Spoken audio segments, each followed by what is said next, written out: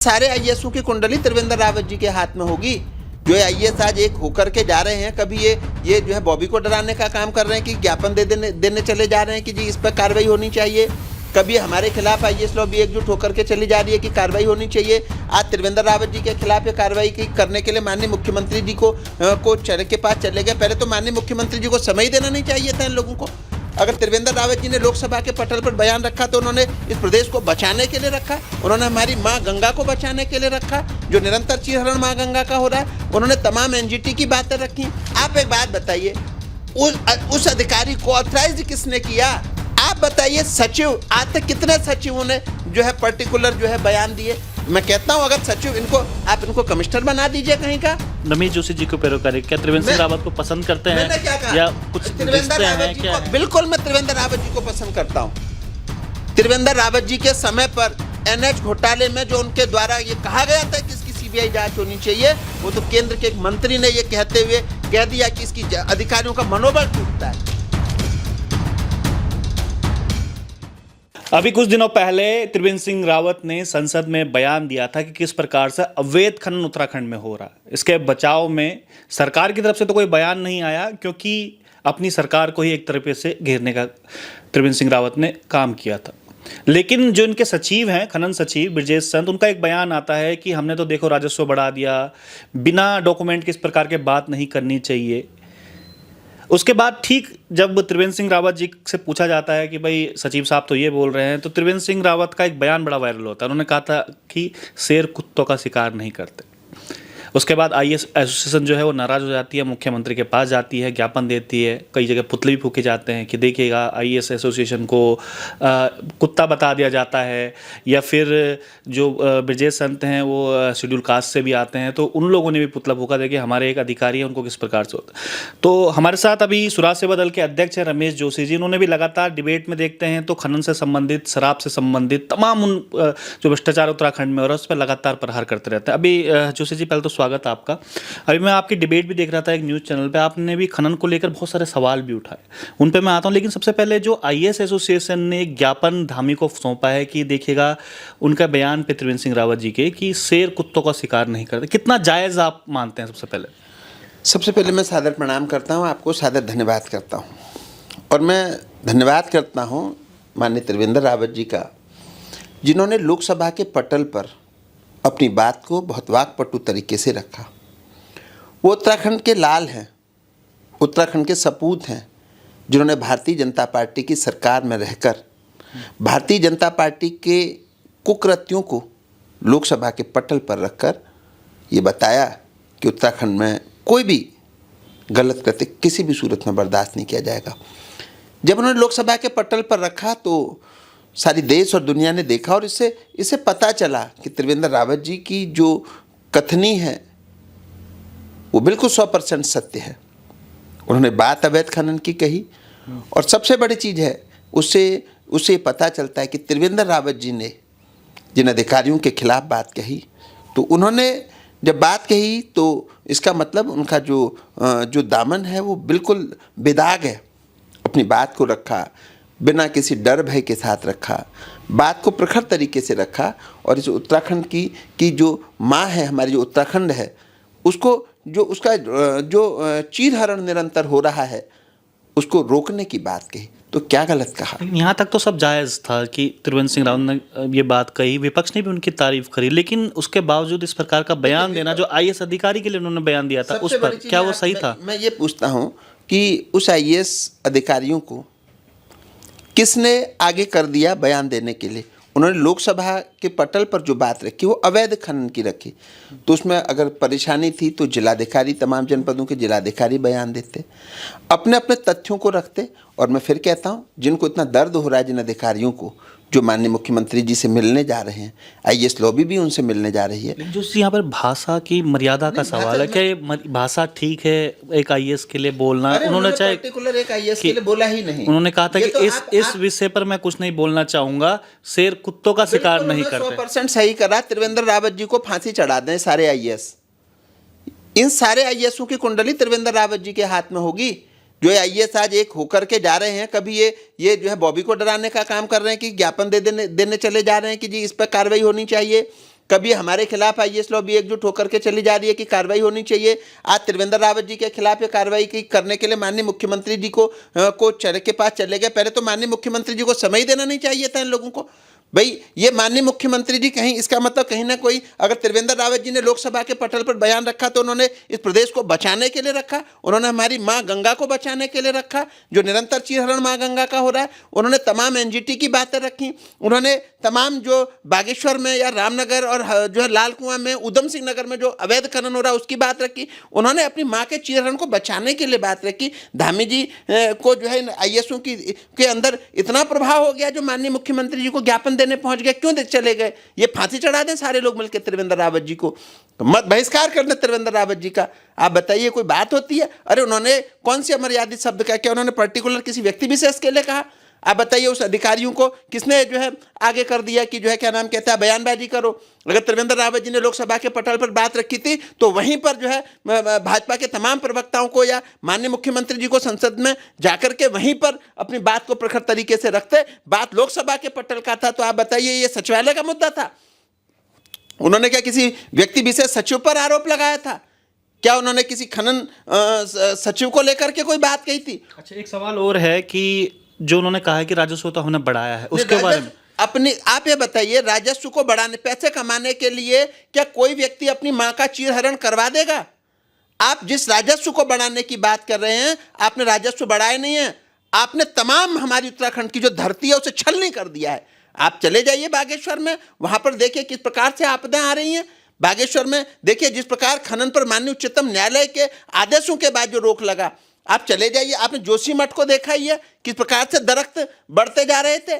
आपने तमाम हरिद्वार में चले जाइए, आप माँ गंगा को पूरी छलनी कर दिया। आप लक्सर में चले जाइए, लक्सर में 50-50 फीट के गड्ढे न हो, तब आप मुझसे कहिए। आप रामनगर में चले जाइए, आप जो है क्या नाम कहते हैं लाल कुआं में आप गोला नदी में चले जाइए, आप उधम सिंह नगर की किसी नदी को उठा करके देख लीजिए। अवैध खनन, मैं कह रहा हूं जितना राजस्व है ये कई हजार करोड़ रुपए आता अगर इसको प्रॉपर तरीके से किया जाता। अच्छा, एक बात और भी निकल के सामने आ रही थी, बल्कि आपकी डिबेट ही मैंने देखी, उसमें ये सवाल भी आ रहे थे कि कुछ कंपनियों को जो हैं वो टेंडर दे दिए गए हैं कि वो उनके पट्टे अलग अलग दे दिए गए हैं, जो चालान जो होता है वो काट सकती है। वो क्या खेल है? थोड़ा मैं एक हफ्ते आज की तारीख आप नोट कर लीजिए, एक हफ्ते बाद मैं एक बहुत बड़ा खुलासा करूंगा, बहुत बड़ा खुलासा।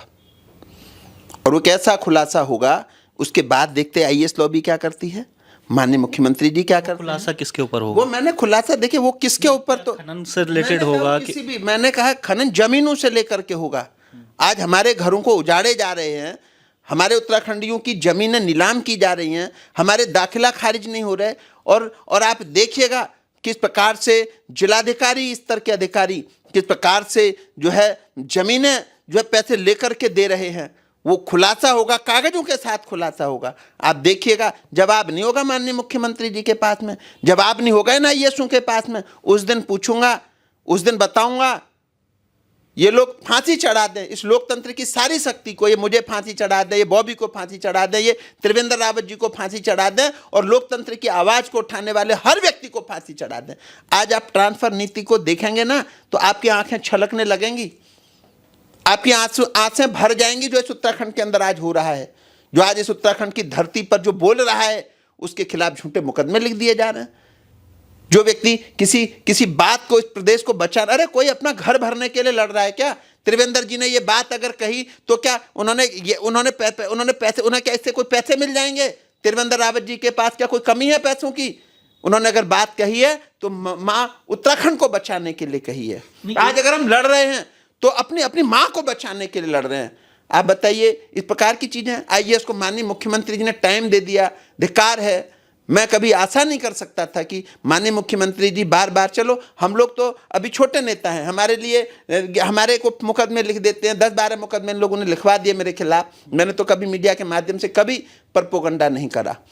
ये मेरे को फांसी चढ़ा देंगे। मेरे खिलाफ एक बार पहले भी मैंने किसी को बताया, मेरी कार एक्सीडेंट हुई थी, मैंने कभी किसी को नहीं, क्योंकि क्यों बताएं, जब हमें इस प्रदेश को बचाना है, अपनी माँ को बचाना है, तो सर पर कफन भी बांधना है, मरने के लिए भी तैयार रहना है। टेक्निकल पॉइंट क्या क्या है जो आप बता रहे हो कि खनन में इसमें सबसे पहले आप बागेश्वर से शुरू करिए। ठीक है, खड़िया खनन से हम शुरू करते हैं। आप वहाँ की जहाँ जहाँ खनन हुआ है उसकी पूरी वीडियोग्राफी सार्वजनिक करवा वो तो दीजिए। हाई कोर्ट की भी फटकार पड़ गई। उसके बाद आप आ जाइए उधम सिंह नगर में, जहाँ जहाँ खनन हुए हैं वहाँ पर आप किसी भी खनन की वीडियोग्राफी चेक करवा दीजिए, जहाँ ये कहते हैं ना कि 100% ईमानदारी से खनन हुआ है। उसके बाद आप माँ गंगा की गोद हरिद्वार में आ जाइए, वहाँ पर आप लक्सर चले जाइए, आप श्यामपुर की तरफ चले जाइए, आप मंगलौर में चले जाइए, आप रुड़की में चले जाइए, उसके बाद आप देहरादून आ जाइए, आप विकास नगर चले जाइए, आप प्रेम नगर की तरफ चले जाइए, आप रायपुर की तरफ चले जाइए। उसके बाद अब आप आ जाइए ऋषिकेश की तरफ। उसके बाद आप और आगे जाते हैं, आप टिहरी की तरफ देख लीजिए, आप कोटद्वार में देख लीजिए, आप श्रीनगर में देख लीजिए। उसके बाद आप उत्तरकाशी चले जाइए। क्या क्या है कमी है यहाँ? कमियां आप किसी भी पट्टे की जो ये कहते हो कि ये पट्टा, इस पट्टे पे ईमानदारी से खनन हुआ है, अवैध नहीं हुआ है, आप उसकी वीडियोग्राफी सार्वजनिक करवा दीजिए। और सबसे बड़ी चीज मैं बताऊं, पट्टा कहीं और का होता है और खुद जमीन कहीं और नहीं होती है। ये खेल भी चल रहा है। मैं कह रहा हूं किसी भी पट्टे को, पट्टा कहीं और होगा, जमीन कहीं और खुदी होगी। आप किसी भी पट्टे को उठा के देख लीजिए। और मैं बताऊं, सारे खनन माफिया बाहर के होंगे। आप यहां पर जो है क्या नाम कहते हैं, जब आप देखेंगे कि जिसके नाम पट्टा होगा वो उसने बेच दिया होगा, आगे वो चला कोई और रहा होगा, वो खनन माफिया होगा, वो बड़ा माफिया होगा, वो उत्तर प्रदेश, हरियाणा, पंजाब, दिल्ली, उन जगहों से आया होगा। उत्तराखंड के जो लोग हैं उनके अंदर ये इस प्रकार की चीजें कि वो पॉपलैंड लगा दें, वो जेसीबी को अवैध कर दें। क्योंकि और मैं उत्तराखंड के लोगों की नहीं कह रहा हूं, मैं हर प्रदेश के हर व्यक्ति को, जो व्यक्ति जिस प्रदेश में रह रहा है, जो कि उसको अपने प्रदेश में रहना है, अपने लोगों के बीच रहना है, तो वहां वो गलत काम नहीं करेगा। गलत काम करने के लिए लोग बाहर जाते हैं, चाहे कोई भी व्यक्ति हो। मैं कह रहा हूं हमारे प्रदेश का भी अगर कोई व्यक्ति बाहर जाकर के खनन कर रहा है तो हमारे प्रदेश में कोई खनन करने की कमी नहीं है, वो बाहर अवैध करने जा रहा है। एक ये सवाल क्या है कि जैसे अभी 4 जिलों को दिया है, एक स्पेशल कंपनी बाहर की कंपनी है कि रॉयल्टी सारी वो काटेंगी, चालान का अधिकार भी उनको रहेगा। क्या इसमें भी कुछ घपला हुआ है? घपला, माननीय मुख्यमंत्री जी को, भारतीय जनता पार्टी की सरकार को अपनी पुलिस पर भरोसा नहीं। आप बताइए, सरकार होती है ना, आपको बाहर से चालान काटने के लिए, रॉयल्टी वसूल करने के लिए बाहर की कंपनी को लाने की क्या आवश्यकता थी? बहुत छोटा सा प्रैक्टिकल सा गणित है, बहुत ज़्यादा गणित नहीं है। आपको अपनी सरकार के जगह जगह जिस प्रकार से आपने चुंगी जो ये कर रहे हैं, आप लोग कर सकते थे और उसकी वीडियोग्राफी सार्वजनिक करवा देते। सबसे बड़ी चीज, राज्यपाल लेखा डायरेक्टर खनन है, उनके खिलाफ एक जांच बैठती है। उस जांच के बाद क्या होता है, कहां है वो? आज से लगभग 6 महीने पहले उनके खिलाफ जांच बैठी थी। और मैं बता दूं आपको, मैंने कहा है मेरे खिलाफ नोटिस भेज दें, मुझे फांसी चढ़ा दें, मुझे जेल भेज दें। एक आईएएस मुझसे एक दिन कह रहे थे कि मैं आपके खिलाफ FIR कराऊंगा। मैंने उनको बता दिया कि मैंने जिस दिन इस प्रदेश को बचाने के लिए आगे आया, उस दिन मौत को अपने गले लगा लिया। उस दिन ये मान लिया कि मैं मरूंगा, किसी की गोली का शिकार होऊंगा। उस दिन मैंने मान लिया कि किसी कोई ट्रक, कोई डंपर मेरी गाड़ी को कुचल करके चला जाएगा। ये भगवान तो नहीं है। मेरे को खिलाफ इन्होंने मुकदमे लिखे, मुझे झूठे जेल भेजा, तो क्या ये इन्होंने इन्होंने और क्या है इनके हाथ में? मेरे मन में एक सवाल आ रहा है। आप त्रिवेंद्र सिंह रावत जी की पैरोकारी कर रहे हैं कि उन्होंने अच्छा किया, लेकिन खुद उनके जो प्रदेश अध्यक्ष हैं वो कहते हैं कि जवान पे लगाम लगानी चाहिए। मैंने क्या कहा? विपक्ष कहता है कि दूसरे प्रेमचंद अग्रवाल साबित होंगे। रावत जी और महेंद्र भट्ट का तो सब लोगों ने देखा है, सारी दुनिया ने देखा है कि उनकी जवान पे कितनी लगाम थी। महेंद्र भट्ट ने क्या, मतलब जिस समय प्रेमचंद अग्रवाल ने गाली दी, उस समय हम लोग बात कर दी कि उन पर मुकदमे लिखो। आप बताइए, प्लेन और पहाड़ की शुरुआत क्या हमने करी थी? प्लेन और पहाड़ की शुरुआत प्रेमचंद ने करी थी। उत्तराखंड में मैं थोड़ा ये जानना चाह रहा हूँ कि उनके जो विपक्ष है मेन, वो उन पर आरोप लगा रहा है। मेरी बात सुन लीजिए, सवाल तो सुन लीजिए। विपक्ष है वो आरोप लगा रहा है कि दूसरे प्रेमचंद अग्रवाल साबित होंगे। जो खुद सरकार में बैठे हुए लोग हैं, जो उनकी पार्टी के हैं, प्रदेश अध्यक्ष, वो कह रहे हैं कि जवान पे लगाम लगानी चाहिए। रमेश जोशी जी कह रहे हैं कि इन्होंने सही किया। थोड़ा ये गणित देखिए, अगर त्रिवेंद्र जी ने अगर कोई लोकसभा के पटल पर कोई प्रश्न उठाया तो मैं धन्यवाद करता हूं त्रिवेंद्र जी का, उनका सम्मान करता हूं मैं। उनको बारंबार प्रणाम भी करता हूं मैं कि लोकसभा के पटल पर अपने अधिकारियों के खिलाफ उन्होंने आवाज उठाई, अपनी सरकार के खिलाफ आवाज उठाई। बताइए, उसके बाद में अधिकारी जो कल तक उनके नौकरशाह थे, वो मुख्यमंत्री रहे हैं इस प्रदेश के, तब क्या सोए हुए थे? अभद्र भाषा का प्रयोग, कौन सी अभद्र? उन्होंने किसी को गाली दी क्या? उन्होंने किसी को गाली दी? आप एक बात बताइए, उस अधिकारी को ऑथराइज किसने किया सफाई देने की? अगर तुम्हारा अवैध खनन नहीं था तो आप अपने अपने जिलाधिकारियों को आंकड़ों के साथ खड़ा करते, वहां की वीडियोग्राफी दिखाते और हर जिले के जिलाधिकारी कहते कि ये है। उसके बाद में माननीय मुख्यमंत्री जी जवाब देते कि जी जो माननीय त्रिवेंद्र रावत जी द्वारा आरोप लगाए गए हैं वो निराधार हैं और ये है। आप बताइए, सचिव आज तक कितने सचिवों ने जो है पर्टिकुलर जो है बयान दिए? तो मैं कहता हूं, अगर सचिव इनको आप इनको कमिश्नर बना दीजिए कहीं का। अगर भाई बयान देने का इतना ही शौक है तो आप कमिश्नर बना दीजिए इनको। माननीय मुख्यमंत्री जी को शाबाशी के तौर पर कमिश्नर बना देना चाहिए कहीं का। आप बताइए, और फिर या फिर शांत रहते, भाई आपसे तो नहीं कहा था ना। और फिर उसके बाद सारे आईएएस अधिकारी जाके माननीय मुख्यमंत्री जी को ज्ञापन दे रहे हैं, तो उन्होंने क्या गलत कहा? आप मुझे बताइए भाई, माननीय मुख्यमंत्री जी के पास ज्ञापन क्या प्रेशर बनाना चाह रहे हैं आप? और त्रिवेंद्र रावत जी को प्रेशर में लेने का काम कर रहे थे, कोई प्रेशर में नहीं आने वाला। उत्तराखंड कितने प्रेशर में आ गए? प्रेमचंद अग्रवाल के समय पर प्रेशर बनाने की कोशिश करी, प्रेशर में आए क्या? आप मुकदमा लिख सकते हैं, हम लोगों को थाने में बिठा के हमारे पे फट्टे बजवा सकते हैं, आप हम पे गैंगस्टर लगा सकते हैं, उसके अलावा आप और फांसी तो हमें चढ़ा नहीं देंगे। कोई अपराधी तो हम है नहीं जो हमारा एनकाउंटर पब्लिक कर देंगे। की तरफ से भी यही सवाल आएगा कि रमेश जोशी जी को पैरोकारी क्या त्रिवेंद्र सिंह रावत को पसंद करते हैं मैंने क्या कहा? या कुछ त्रिवेंद्र रिश्ते रावत हैं जी क्या को है? बिल्कुल मैं त्रिवेंद्र रावत जी को पसंद करता हूं। त्रिवेंद्र रावत जी के समय पर एनएच घोटाले में जो उनके द्वारा ये कहा गया था कि इसकी सीबीआई जांच होनी चाहिए, वो तो केंद्र के एक मंत्री ने ये कहते हुए कह दिया कि इसकी अधिकारियों का मनोबल टूटता है। अरे करा देते ना सीबीआई जांच। त्रिवेंद्र रावत जी के समय पर के साहब जैसे अधिकारी उत्तराखंड में हरिद्वार एसएसपी जिस समय रहे, शराब का एक पौवा तक नहीं निकला। पॉजिटिव तो आपने गिना दिया, लेकिन नेगेटिव जो उनके समय पे था, बेरोजगारी सबसे ज्यादा बड़ी है। देखो मैंने क्या कहा, बेरोजगारी, अब बेरोजगारी की भाई कैबिनेट होते हैं ना, अलग अलग कैबिनेट होते हैं। मैं उसका भी विरोध करेंगे कि उस पर भी तारीफ करेंगे आप? मैंने क्या कहा, जहां गलत है त्रिवेंद्र, देखो बेरोजगारी की आप बात करें, बेरोजगारी जो है वो पर्टिकुलर मैं आप या कोई व्यक्ति विशेष उसको दूर नहीं कर सकता। उसके लिए एक नीतियां बनेंगी। नीति कौन बनाते हैं? आईएएस नीति निर्माता। हाँ, इन्होंने कोई नीति उनको दी होती और उस पर उन्होंने ऑब्जेक्शन फाइल किया होता कि भाई ये जो रोजगार है इसका हम जो है ऑब्जेक्शन करते हैं, तो त्रिवेंद्र जी का विरोध करते हैं। हालांकि त्रिवेंद्र जी के समय पर भी जो गलत हुआ उसका विरोध है। त्रिवेंद्र जी के समय पर जो घोटाले हम विरोध करते हैं, हमने विरोध किया त्रिवेंद्र जी का। आप उठा के देखिए, जब त्रिवेंद्र रावत जी सीएम थे, मैंने पूर्व डीजीपी का कई बार विरोध किया।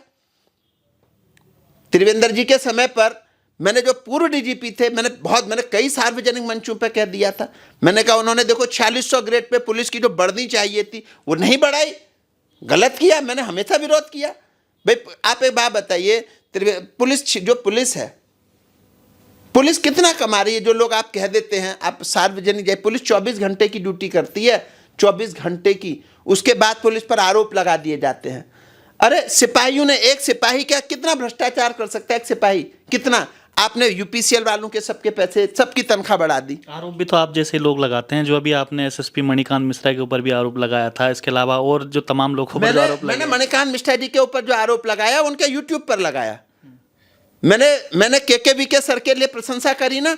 एक बहुत बड़े माफिया के पूरे घराने को उठा लाए थे, केवल उसके यहाँ से एक फोन गया था किसी व्यापारी पर, हरिद्वार में जब वो एसएसपी थे, पूरे घराने को उठा लाया। 6 महीने तो जमानत नहीं हुई, एक सिंगल कदम नहीं उठ चला। सदानंद दाते सर जैसू ने एनएच घोटाले में कई लोगों को जेल भेज दिया। ऐसा नहीं है, पुलिस अच्छा काम करती है। आज भी अक्षय कोंडे साहब हैं, ईमानदारी से काम करते हैं, आप देख लीजिए, प्रशंसा है तमाम। मैं आज भी हमारे हरिद्वार एसएसपी है, मैं उनकी सराहना करता हूं, देहरादून एसएसपी उनकी मैं सराहना करता हूं।